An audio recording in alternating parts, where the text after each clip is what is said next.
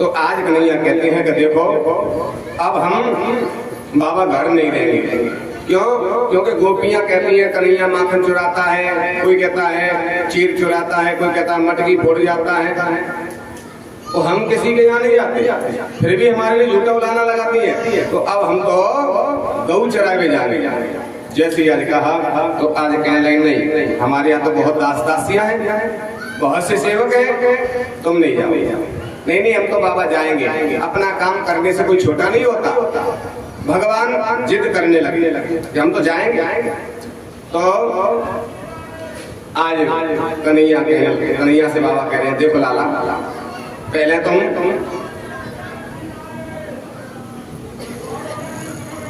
गऊ चराना सीख।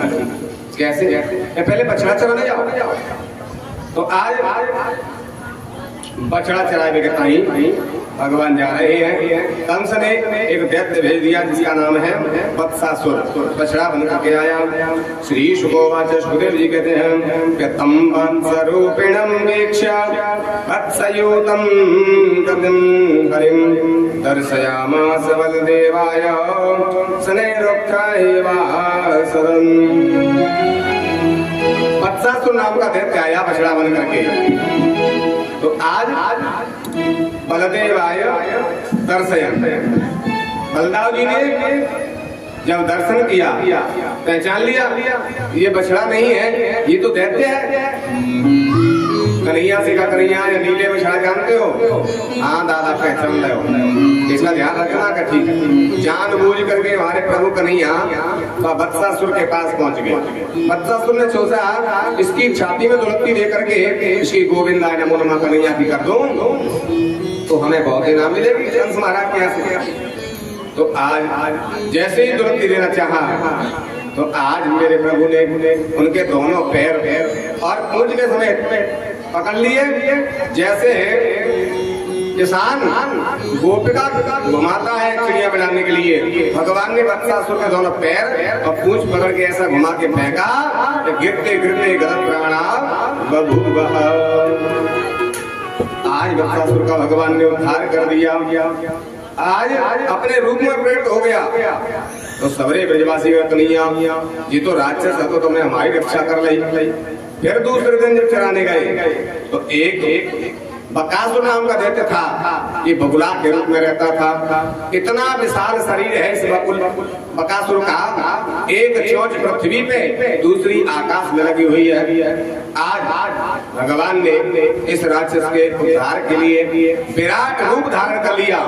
कितना बड़ा रूप बनाया भगवान ने कि पग पाताल शीश अजधामा, पैर पाताल में चले गए, आकाश में सर पहुंच गया। इतना विराट रूप धारण करके दोनों चोंच को पकड़ के भगवान ने या बकासुर को बीच में से ऐसे चीर दिया जैसे दर्जी कपड़ा को चीर दे। आज इसको बीच में से चीर दे तो इसकी उद्धार कर दे तो बकासुर नाम के दैत्य का भगवान ने उद्धार किया। सने ब्रजवासी ने कहा आज कन्हैया ने एक बगुला बहुत बड़ो आयो, ताको उद्धार कर दे और हमारी रक्षा करी है। फिर जा करके जब तीसरे दिन चराने बछड़ा गए तो अगासुर नाम का दैत्य आया। ये सर्प के रूप में है, कितना विशाल शरीर है इसका, एक ओट पृथ्वी पे एक ओट आकाश में लगा हुआ है। विचार किया सबरे बाल बाल के सब कृष्ण को मैं लीन जाऊं, कंस महाराज को सामने खोगल दूंगा तो मुझे बहुत इनाम मिलेगी। कंस महाराज मार देंगे कृष्ण बलदाऊ को। आज मुंह फाड़ के बैठ गए। भगवान ने कहा था सब अपने अपने घर से कलऊ लेके आइयो और जा करके जंगल में दूर चलाएंगे बछड़न में, बहुत दूर ले चलेंगे जहाँ तो नंद बाबा आ जाए, मैया आ जाए, गोपी आ जाए तो खेल नहीं पावे, दूर ले चलेंगे, शाम को लौटेंगे। तो जा करके सबरे ग्वाल बाल पहले ही अपनी अपनी भोजन व्यवस्था करके और सबसे पहले निकल गए कन्हैया। आज पीछे रह गए, ग्वाल बाल आगे निकल गए। तो जैसे ही आगे गए तो सर्प के मुंह में प्रवेश कर गए। आज कह रहे हैं लगता है ये कोई राक्षस है, जाके जीव जल रही है जितना पे हम चल रहे हैं। एक सखा कह रहा है जी जीव बनाए ये वृंदावन की गुफा है और गुफाने में संता भजन करते हैं और नंगे पैर रहते हैं। तासो जा में रेत की रास्ता मार्ग बनो भयो है, तासो संतर के कांटे नहीं लगे, कंकड़ नहीं लगे। ये तो गुफा के मार्ग बने हुए, गुफा बनी हुई है, डाढ़ा दिख रही है। एक कह रहे डाढ़ा है, दूसरों कह रहे हो तो टीब लगी हुई है, क्योंकि साधु संत कहूँ जाते तो अपनो बिस्तर आसन ओढ़ने वाला बिछाने वाला संग लेके चलते, दूसरे के आसन पर संत नहीं लेटते हैं। जो महापुरुष होते हैं वो किसी के आसन पे सहन नहीं करते, अपना खुद का ही आसन लाते हैं, उसी को बिछाते हैं, उसी पे बैठते हैं, उसी को उड़ते हैं। तो अपने आसन और आसन संग लेके चलते हैं जो महापुरुष होते हैं, संतों के लक्षण है। तो महाराज उन पे खुटियों पे टांग देते हैं ताकि खुली लगी हुई डांड नहीं है।